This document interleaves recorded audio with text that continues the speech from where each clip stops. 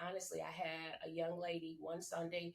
She sang a solo on Sunday and overdosed and died on Wednesday, and I had no idea she was even struggling with addiction. Wow. So those are the things as a pastor, you're like, wait a minute, I'm missing the mark. Yeah. And so that was when I knew, because I was just a drive-in pastor.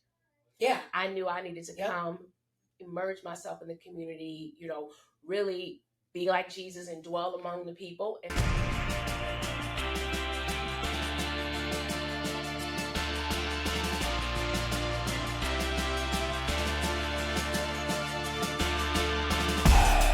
hey, dropouts, it's Chelsea. And it's Brandon, and we're here with our friend and Pastor Boone. Yay!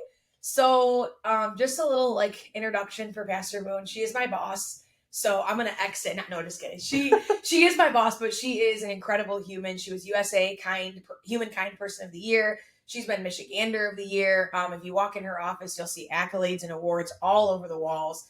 She has been acknowledged from all sorts of places, from all sorts of people, for her social justice seeking efforts, for her work in the homeless community. And she's also just a phenomenal person. So we're really excited to have her on the podcast. I'm excited to be here. Love you, Brandon. We love you. She's only saying that for the episode.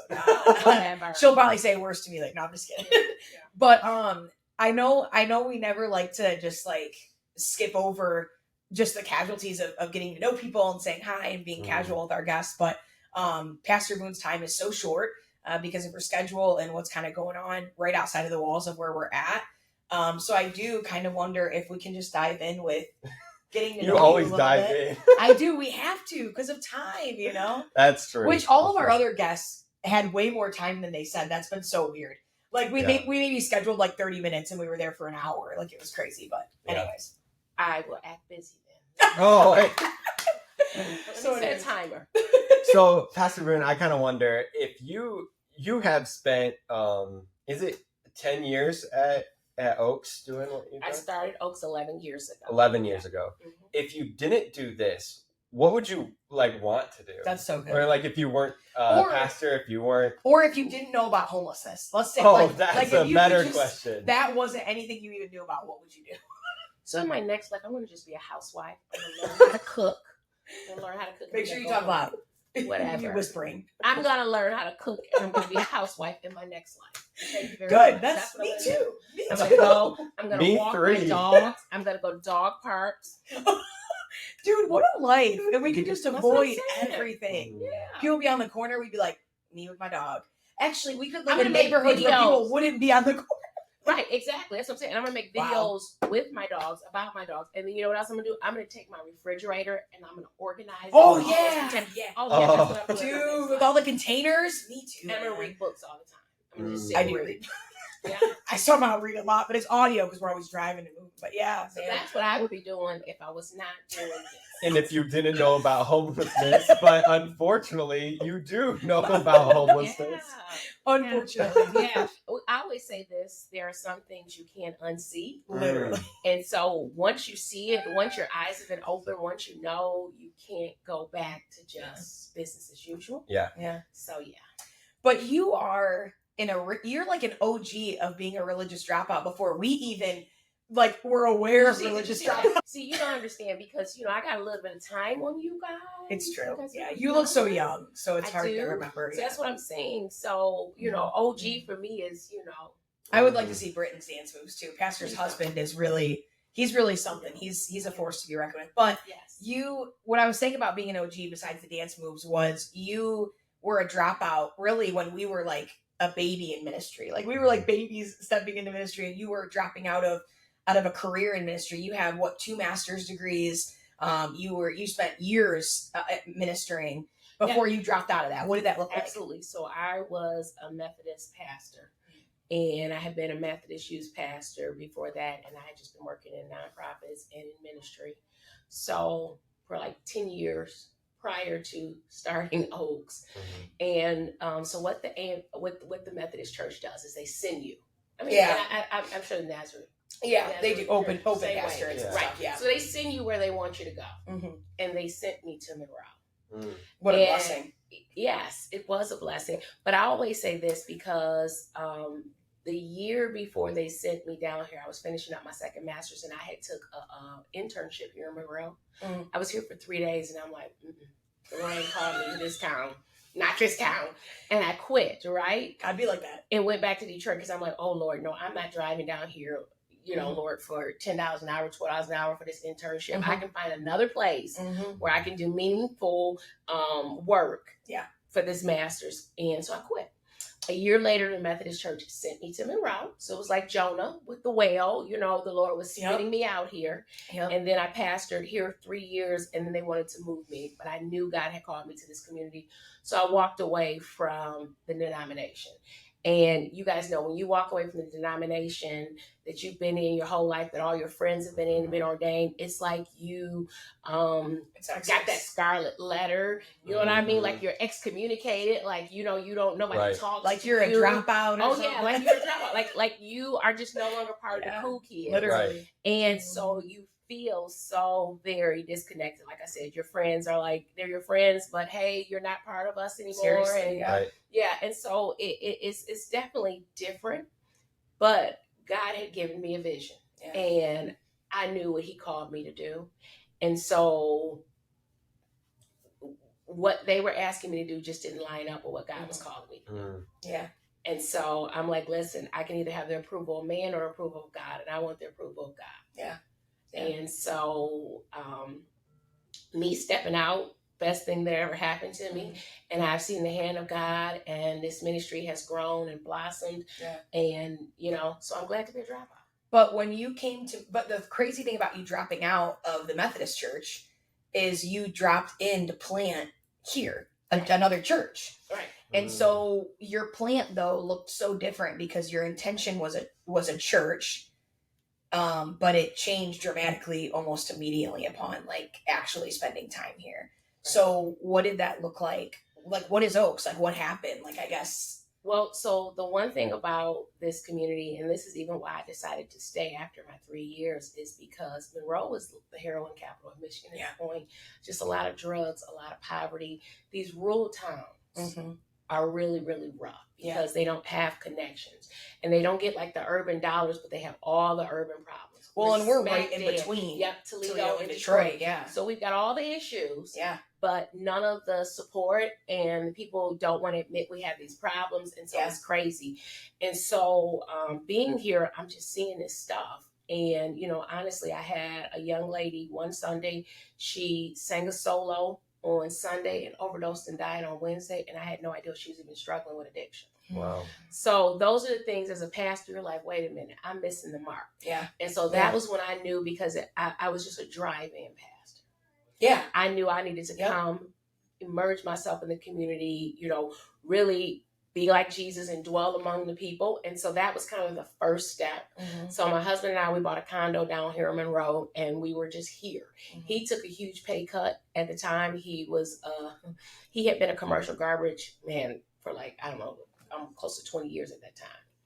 And he picked up commercial dumpsters, and the only position they had here was like a residential. It was like a job that he had when he first started. And he got there early because he thought it started at one time, and they're like, we'll just go pick up trash by hand. And now he had been a supervisor. Right. Wow. Before, so it was definitely he definitely, it was humble pie, So we moved down here to a condo, and we ended up finding the building, which is now our shelter, and started a church there. And when we started our church there, we had been meeting just in various places, schools, buildings, wherever we could use, anybody's buildings we could use. And when we bought our first building, we found out that there had been a warming shelter. It was a former Salvation Army, and they had did a warming shelter every year. And so they said, well, Pastor Boone, you're going to close the warming shelter down when you buy this church. And I'm like, why am I closing it down? Yeah. And so we went by one night, and there was a man literally sleeping on the ground behind the church. And so if you've ever seen like one of our brochures and stuff, like that's the picture. I snapped a picture of it because it was just unbelievable. Just to see this human just laying on the ground in the parking lot at the back of the church door. Yeah. I mean, it's just unbelievable. And my husband, because he had been a garbage man for so long, we had always done a little homeless ministry out of our house where we would put together bags so that while he was out and he would see people, there were people living behind his dumpsters, outside his dumpsters, where it would have like first aid kit, food, you know, toiletry stuff, things like that he could give, little money, little snacks and stuff. So we had always did that. And when we came down here, the crazy thing is they had told us there's no homeless people in Monroe. So for the there isn't. If you don't see it, there isn't. Right. If you turn your blind eye, 3-4 years, we didn't even know there were homeless people, in Monroe until we were buying. And you were a pastor. And I was a pastor. That's what I really want to because the people that are watching this podcast, like people that might be watching from your audience, they're like, oh, praise God. But people from our audience, like these are people, most of our people that are a part of the religious dropouts community have been burned by the church, have been seriously burned by ministers, have been very traumatized by almost the idea of God in some situations. Not all of you, but a lot of us share. Or in it and evaluating what is their church doing? Why are they doing nothing? Yeah. They're starting to have their eyes open. To yeah. like that. And we've brought up this one person, I think like 10 times, and I love her so much, but we have this one girl who she left her church. She's a white middle-aged woman, or no, white young adult woman.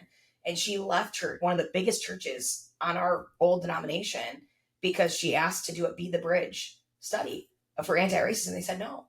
And so I know it's not about homelessness, but the point is like, that's our audience. Like these people who like want to bridge these gaps of like social justice and Jesus.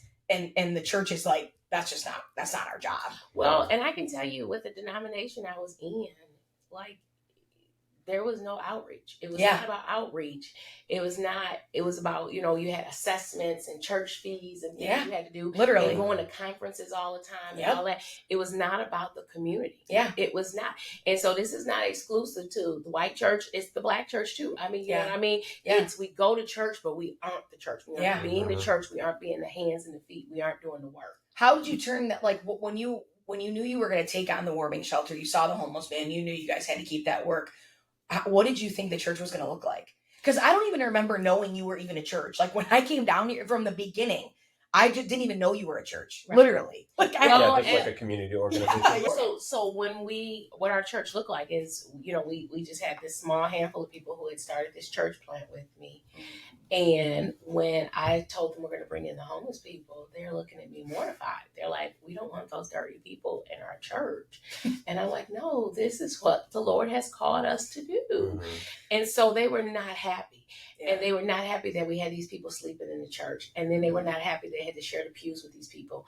I tell you, this one guy had came. He was a homeless guy. And I remember, at this point, when we started the warming shelter, it was just mattresses on the floor because that's what Salvation Army had did. They just had these mattresses. They laid on the floor in between the tables and stuff. And the people just came in at night, slept on the floor, and then left. There was like no food. There was, none of that stuff. There was no shower, nothing. So there was a guy there, and I can remember that my husband and I end up, for whatever reason, needing to wash his feet.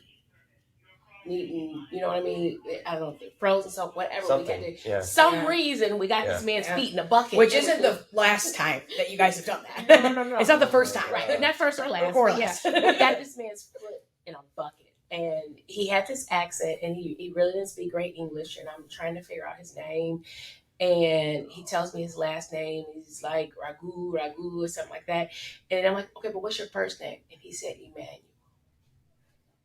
And I was like, my heart just stopped because, it just took me back to the song, What If God Was One of Us? Just stop like one of us, right there in and so how many times do we miss the face? Do we miss God? Because we're overstepping that person. We're overlooking that person because they're homeless, because they're dirty, and it's just like, what did Jesus say? That we're going to say, Lord, when did I see you hungry? When did I see, what you do to the least of these, you do unto me. And so that was like a defining moment for us. And it was like, okay, this is bigger than us. So we ended up doing the warming shelter. And the warming shelter, it just kept growing and growing and growing. They're like, oh, it's just a few people. The first year was 91 people. And then we were just supposed to house them from November 1st through the end of April. And just put them back on the street. And it's like, how do you put people back out on the street when it's still cold outside? How do you put women with children back out on the street? So we really wrestled with that. And that was when we started our OHOP, which was the coffee sandwich shop, which is how we met Chelsea, because she just heard that there was a ministry. There was people making sandwiches, and she wanted to come make sandwiches and be part of it. Because the church wasn't doing it. But that's just so funny, because it's like the church wasn't doing anything. We weren't. And I was like, I need to find a way. We have to be in the community. And I was a brand new Christian. I had only believed in God at that point for I don't know, 2 minutes. 5 minutes. But I knew and that's what's so beautiful when I think back to when I met you. I think about my faith, and I literally knew almost nothing about the Bible except the character of Jesus. And I was off to seek to find where could, you know what I mean? And it was you. Well, and you got to think about this, because that was me when I first stepped into ministry. I was in my early 20s. Yeah. I was a single mother of 2 kids, and my mom, I didn't even go to church at that point. My mom would go to church. Yeah. And she took my son to an Easter program. And he's like, Mom, can't you just come see me in the program? And I'm like, I don't want to. Because I had been hurt by the church earlier in life. You know what I mean? So I didn't even want to go back to the church, because I had got hurt by the church a few years before that time. So when how old was he? He's 4. I think 4 or 5. You know what I mean? Something like that. 4 or 5.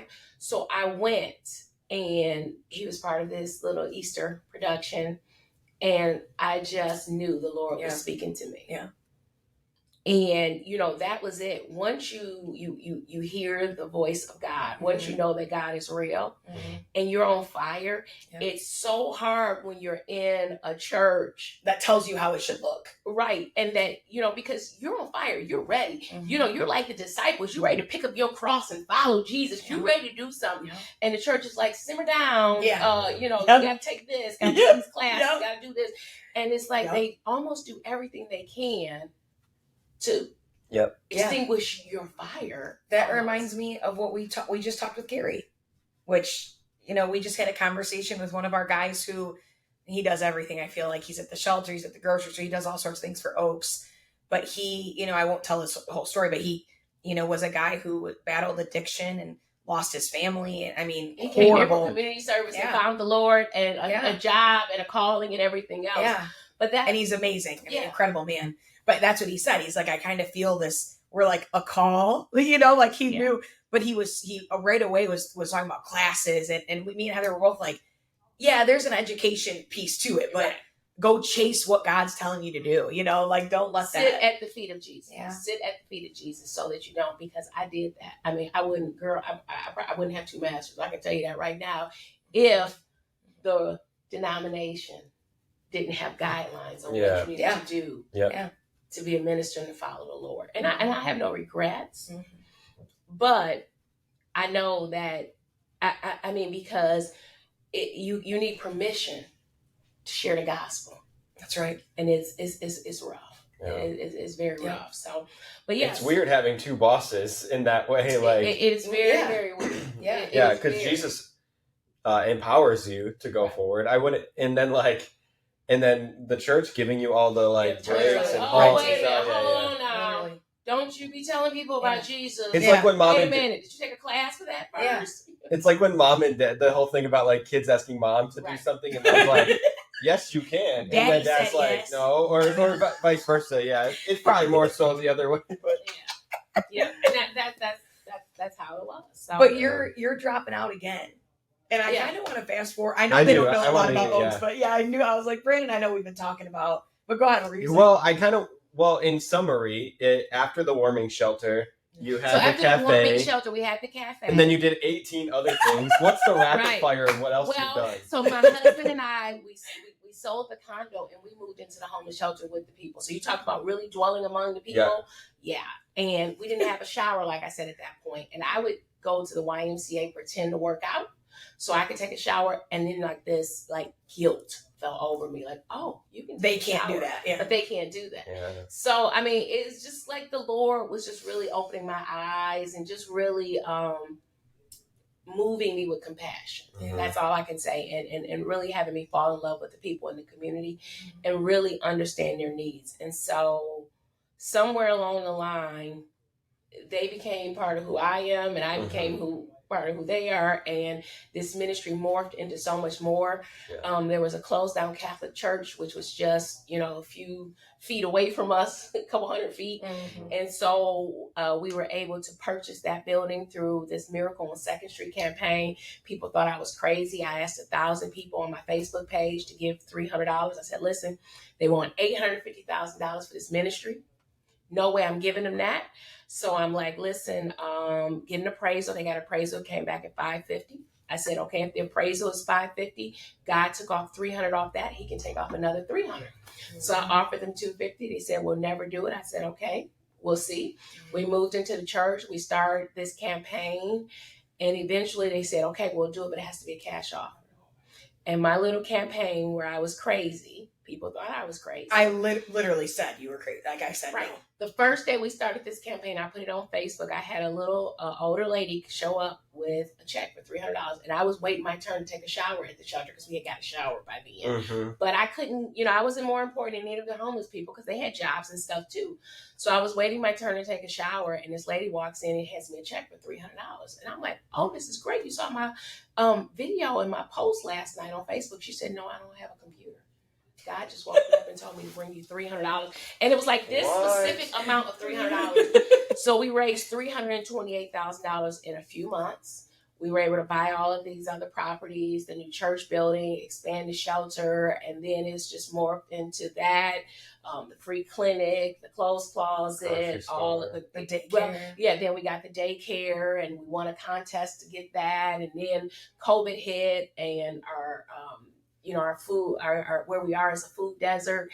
And so and the buses shut down. The buses had shut down. So we needed people to be able to have access to groceries. And so that's when the grocery store came in. So it's just, God keeps expanding and enlarging our territory. But I am dropping out of this. Yeah. I'm going to not quite have the life I want where I can be the housewife and read books and walk my dogs. We'll be reading books, but I'm going to have a little bit of that, a little bit of that. But I really feel like what we saw, I read in the paper today, there has been a sharp increase of homelessness in the U.S. They said, it was front page of the paper today, that the number of homeless people has just grown, in numbers that the U.S. hasn't seen in years. Wow. Right? So I have, in this small rural community, had to fight because it's, you're bringing the homeless people in. And it's like, no, I'm not. It's a real problem. People are losing their houses. And you didn't say, but that's why the Catholic Church, that's why we had all the pushback trying to get the Miracle on 2nd Street. If it had been anything else, there would not have been church. Right. If it would have been like another coffee shop. Yeah, even that, I think they would have probably taken, anything you offered quick had been done. Right. It was the resistance from the community, from the church, from the leaders that were. It was just all the city leaders and all that stuff. Because what we were doing is we were saying we were meeting the needs of these marginalized people. Yep. So what we found, especially post-COVID, is that the mental illness and the substance abuse are so out of control. And so I have literally been in this battle with the community leaders, the city leaders, the state leaders, to figure out how in the world we can help these people. Yeah. To the point where I feel like if you study any of the prophets, all the prophets were just crazy. So you got, one that's cooking his food over dung, another one. I think the same one, he had to lay on one side for, 300 and some days. It just all this crazy stuff with the prophets. Somebody had to walk around naked in the streets yelling. Another prophet hid his underwear under a rock. Just the prophets did some really crazy stuff. Hosea had to marry a prostitute to prove that Israel was unfaithful to God, and then he named his children "Not My Child" because he's like, "Going to take my baby." You know what I mean? I ain't his baby daddy. So so the prophets all did just stuff that's just unbelievable, and that was me.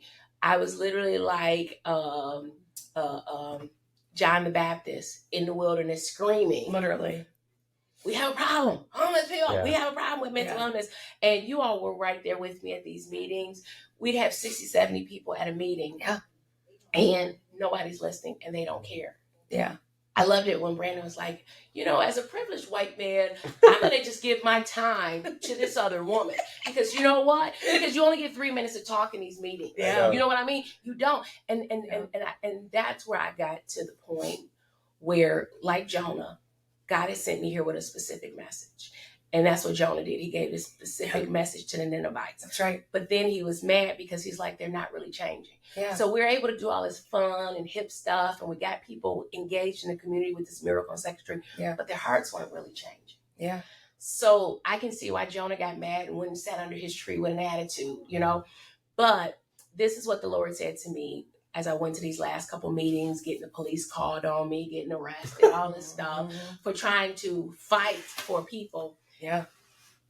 He told me what he told the disciples. You know, if they won't receive you or your message, shake the dust off your feet and leave that town. Yeah. And that's really what I believe I heard the Lord say to me. And so with that, this ministry that I started, it's going to be alive and growing. I've given birth to this baby, and this baby has legs and it's going to walk.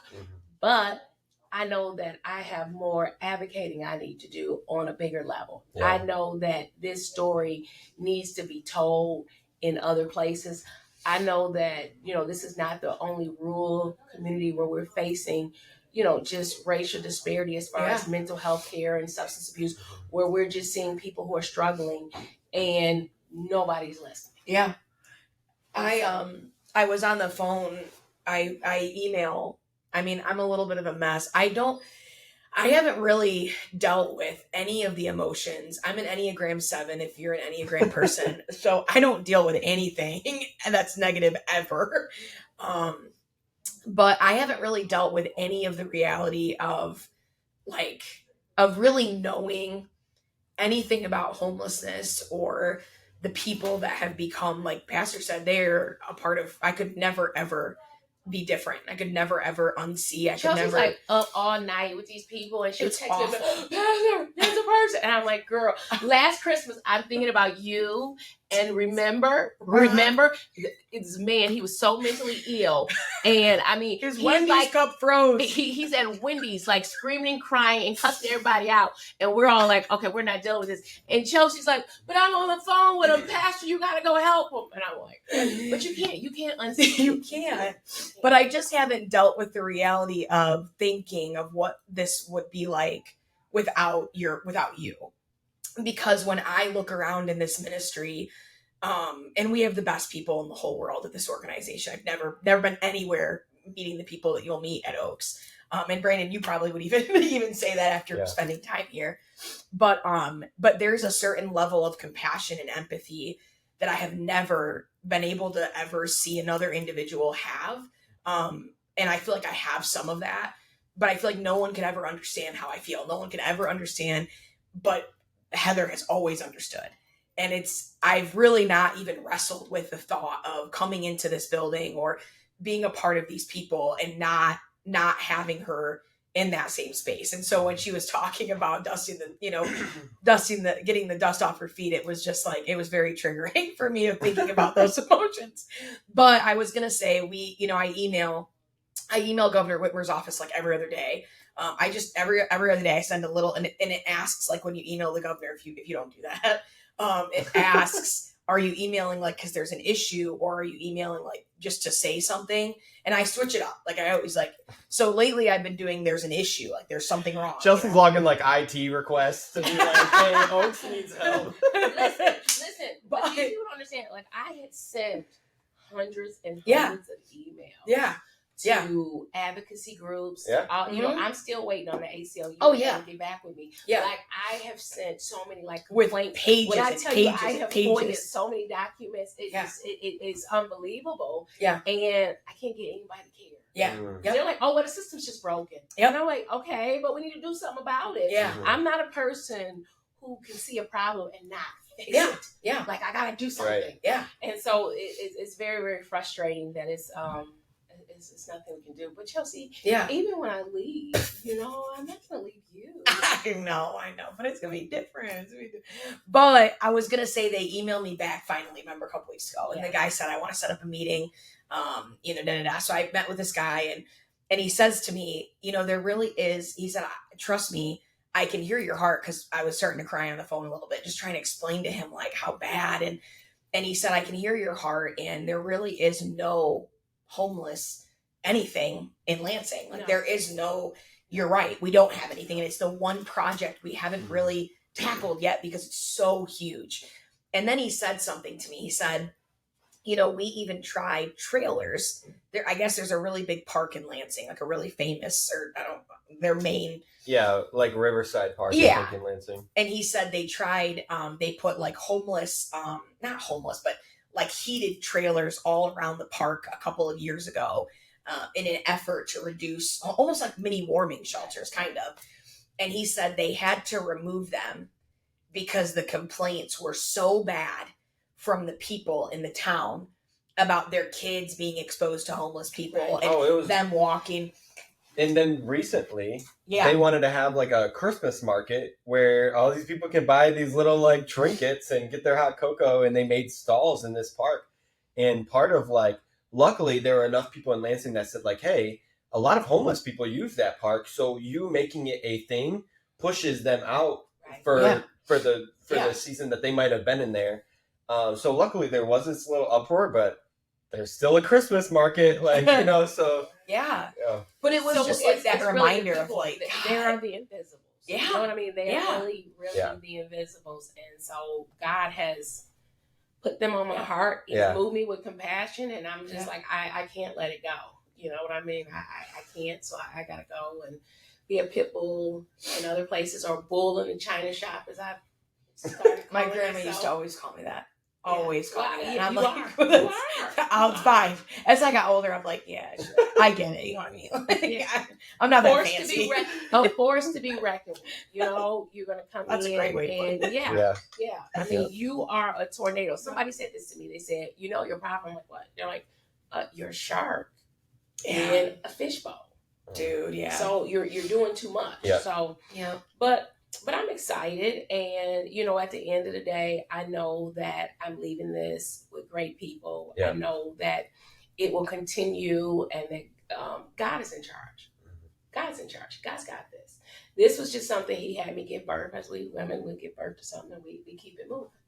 So I know we're wrapping up. Pastor has, I can just tell you from being in this environment, Brandon asked me, I think 3 times this morning when we were getting set up, he's like, when can I have 2 minutes? I'm like, I'm so sorry.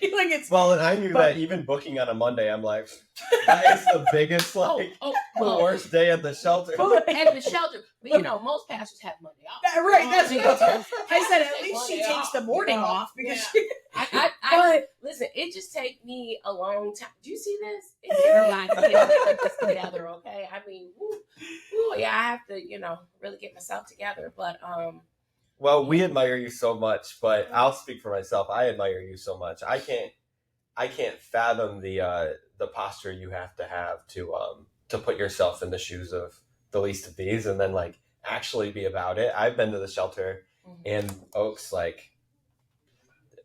6 times now, maybe 8 times, but every time I'm just mind blown because a lot of churches might start one little ditty of a program to solve something. That's such a good but no shame, because if you do, if more, to a point you've always told me, is if more churches did one thing, this wouldn't be an issue. Many hands make light below. If every church just got a niche, because it frustrates me, because I have people calling, hey, can you pay my rent? And I'm like, okay, we have a homeless shelter. I can't do the rent and the homeless shelter. Right. So it's like if everybody did a little bit, or somebody, we have this hungry person. Another church will tell me they have a hungry person, drive past 15 restaurants and bring them to me. Literally. And it's like, listen, why don't you just get some gift cards and you can feed people? Yeah. Or some, restaurants or something, grocery store cards. Remember the electric bill? Paying the electric bill last year, when we were at the homeless network meeting? Yeah. Yeah. I don't know the stat. Is that a story that you're No, you're good. But I would love to know the number of churches in Michigan and the number of like homeless people they can Oh, yeah. and tell me it's not 1 for 1 or 2 for 1. Exactly. Yeah. Right. Like what your church could do. Yeah, 100%. I remember the fight it took. We were at one of the churches I served at that was pretty wealthy, and they were pretty big. And we had a staff meeting once, and my pastor kept asking, this was like a few weeks running. He's like, someone is leaving the van, the bus keeps getting unlocked, and homeless people, we keep having a homeless person that keeps sleeping in there. And then like the next week he's like, and someone left like there's chip bags and lunchbox in there and whatever. And like he kept saying, and I'm just sitting in the meeting like, weird, who would do that? And he's like, so then like a couple weeks later we had an organization that was like a traveling homeless shelter that was like, can we use your building? And the fight it took, like first they were so pissed that someone was sleeping in the church bus, not even warm, it was not even on. I didn't have a key, I couldn't get it. So like they were just sleeping in this cold bus, but then the fight to get them to host this shelter to come in, which was an amazing program, but it was such a fight, and it's like, it's such a fight to get churches to give a shit. And so on that final closing, I guess, it made me wonder, like, what, I know you don't really necessarily have a charge to churches, because that's not really the audience in which, well, I hope somehow this finds itself on a pastor's desk. My God, can you do something for once? But that's between me. That's between me and like 90% of the pastors that I know. But for the people who are just like us, people who are not in ministry anymore, people who are not going to church anymore, maybe they are going to church, just anybody that's not sitting in a leadership position, like, what can we do? Like, what? Well, this is it. We have no resources. There are times I'm literally like, Pastor, we're gonna be able to get paid this week, because I'm an unpaid pastor. I'm thinking that because Christmas. I've never gotten paid to Right. So my husband, whatever he does, however he, what I mean, whatever job he has, that's how we live basically. Yeah. But we are on a shoestring budget all the time. But it's amazing to me how many different things, because when you see the needs, Jesus like told his disciples, when it's like they're all out there, 5,000 people hungry, you feed them, you take care of them. So that's really what we do, whether it's coming up with food for our pantry, whether it's coming up with stuff for our clinic, our grocery store, whatever. We just really trust God to make the needs. So I'll say this, and you just see the ministry just morph and grow. So we never planned on having anything to do with helping people get babies adopted. But thank God. Right. But then you have we in the business now. Person who is pregnant, like, I don't know what I want to do with this, and so then we can, help and get this baby adopted. So you have so many churches that are so focused on, we're pro-life and we're this and we're that. So there are times when Chelsea and I will look at each other and we'll go, dang, I wish some of those, churches would come and help, because we have all these women every week who need diapers, who need formula. So this is what I'm saying.